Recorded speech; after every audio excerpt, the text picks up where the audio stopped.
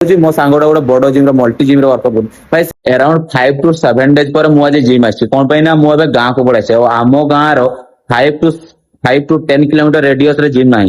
ଏଇ ଜିମ୍ ଟା ବି ଆଜି ଟିକେ ଦୂର ଅଛି ବଟ୍ ମୁଁ ଆସିଛି। କଣ ପାଇଁ ନା ଭାଇ ବିନା ୱାର୍କଆଉଟ ରେ ମତେ ଟିକେ ଭଲ ଫିଲ୍ ହୁଏନି। ଆଉ ମୁଁ ବି ବହୁତ ଟ୍ରାଏ କଲି ଭାଇ ଆସିବା ପାଇଁ, ହେଲେ ଆମ ଗାଁର ପାଖ ଆଖରେ ଜିମ୍ ନାହିଁ।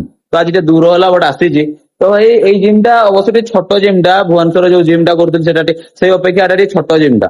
ତ ଭାଇ ମାଇଣ୍ଡ ରେ କେତେବେଳେ ଏଇଟା ପୁରେଇବା କଥା ନାହିଁ କି ଭାଇ ଏଟା ଛୋଟ ଜିମ୍ ଟା କି ବଡ ଜିମ୍ ଟା, ସେମିତି କିଛି ନାହିଁ ଭାଇ। ସବୁ ଜିମ୍ ସମାନ, ଯୋଉଠି ଭାଇ ତୁ ୱାର୍କଆଉଟ କରିପାରୁଛୁ ସେଇଟା ତୋ ପାଇଁ ଭଲ। ଆଉ ଏଇଟା ନିଜକୁ କେବେ ଫିଲ୍ କରିବୁନି କି ଭାଇ ମୁଁ ଛୋଟ ଜିମ୍ ରେ ୱାର୍କଆଉଟ କରୁଛି, ମୋ ସାଙ୍ଗଟା ଗୋଟେ ବଡ ଜିମ୍ ର ମଲ୍ଟି ଜିମ୍ ରେ ୱାର୍କଆଉଟ କରୁଛି। ଭାଇ ସେମିତି କିଛି ନଥାଏ ଭାଇ। ତୁ ଯେତିକି ୱାର୍କଆଉଟ କରିବା ପାଇଁ ପାଉଛୁ, ବହୁତ ପିଲା ଅଛନ୍ତି ସେତିକି ପାଉନାହାନ୍ତି। କଣ ପାଇଁ ନା ସେମାନେ ଜିମ୍ ଯିବା ପାଇଁ ଚାହୁଁଛନ୍ତି ବଟ୍ ସେମାନେ ଯାଇପାରୁନାହାନ୍ତି, ତାଙ୍କର ସେତିକି ଫ୍ୟାସିଲିଟି ନାହିଁ।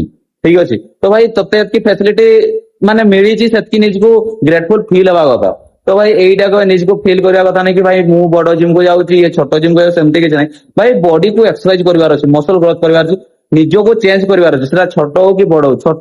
ଆଉ ଜିମ୍ ବି ଛୋଟ ବଡ ନଥାଏ ଭାଇ। ଯଦି ତୁ ମଲ୍ଟି ଜିମ୍ କୁ ଯାଇକି ତୁ ଯଦି ଟାଇମ ପାସ୍ କରୁଛୁ, ୱାର୍କଆଉଟ କରୁନୁ, ନିଜକୁ ଚେଞ୍ଜ କରିପାରୁନୁ, ଯଦି ଗୋଟେ ଛୋଟ ଜିମ୍ କୁ ଆସିକି ବି ଗୋଟେ ପିଲା ଯଦି ଚେଞ୍ଜ କରିପାରୁଛି ଆଜ କମ୍ପେୟାର ଟୁ ୟୁ, ଯଦି ଗୋଟେ ଭଲ ଫିଜିକ୍ ବନେଇ ପାରୁଛି ତୋଠୁ, ତ ଭାଇ ଛୋଟ ବଡ କିଛି ନଥାଏ ହେଲା ଭାଇ। ସବୁ ଅଛି ନିଜ ଉପରେ। ଆଉ ଭାଇ ସତ କଥା ଜିମ୍ ଟା ଛୋଟ, ଟିକେ ଡମ୍ବଲ ଫମ୍ବଲ ଏତେ ନାହିଁ, ମେସିନ ଏତେ ନାହିଁ, ବଟ୍ ଭାଇ ବହୁତ ଦିନ ପରେ ୱାର୍କଆଉଟ କଲି ଆଉ ବହୁତ ଭଲ ଫିଲ୍ ବି ହଉଛି।